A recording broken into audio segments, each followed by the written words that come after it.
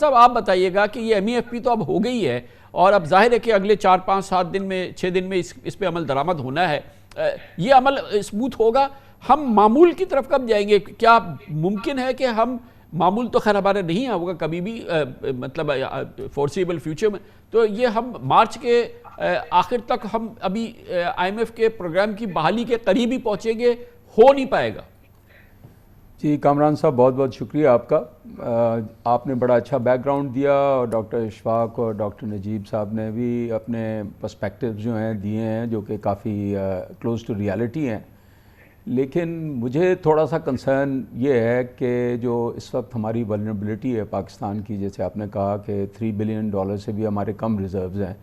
ایفیکٹیولی آپ دیکھیں نا، سعودی عربیہ کی جو 3 or 5 بلین کی ڈپازٹ ہے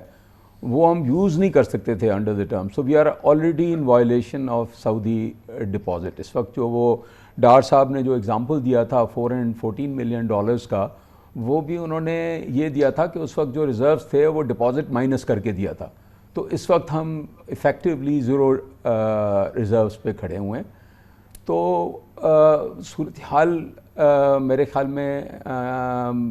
پچھلے 4 مہینے میں اتنی خراب ہو گئی ہے، جیسے ڈاکٹر اشفاق نے بتایا کہ اس وقت ہمیں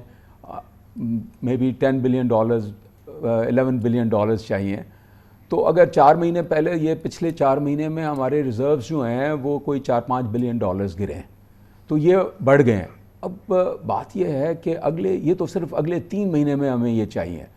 تو کیا آپ کے فرینڈلی کنٹریز جو ہیں وہاں سے آپ اتنا موبلائز کر لیں گے اور اس کے علاوہ اپنا کرنٹ اکاؤنٹ ڈیفیسٹ آپ کچھ نہیں کریں گے؟ تو مجھے تو یہ صورتحال جو ہے جو بات کی جا رہی ہے اس سے کافی کنزرویٹو میں سمجھتا ہوں خراب ہے، اور لیٹ اس اسیوم کہ یہ ساری مشکل جو کہ بہت ہی مشکل ہے، یہ مجھے لگ رہا ہے کہ 1 مہینے میں یہ ساری چیزیں ہو جائیں، ایس ایل اے ہو جائے اور بورڈ ہو جائے، اور اس وقت تک تو ظاہر ہے یہی صورتحال ہوگی، امپورٹ ریسٹرکشنز اور ایل سیز اور یہ ساری جو مشکلات ہیں وہ کنٹینیو رہیں گی، اور بٹ اگر یہ ہو بھی جاتا ہے تو this is going to carry us to June, اور جون میں پھر ہمیں آئی ایم ایف پروگرام چاہیے۔ اور میں یہ ریفر کروں گا، یہ ڈاکٹر مرتضیٰ سید صاحب جو ہیں، جو ایکٹنگ گورنر بھی تھے، انہوں نے 2-3 دن پہلے ایک آرٹیکل لکھا ہے، وہ یہ کہتے ہیں کہ پاکستان کو اگلے 4-5 سال میں ایچ ایئر پرنسپل ری پیمنٹ جو ہے نا $25 بلین کرنی ہے۔ اس کے علاوہ وہ کہتے ہیں کہ $10 بلین آپ اگر کرنٹ اکاؤنٹ ڈیفیسٹ کا ایڈ کر دیں تو we need $35 billion each year.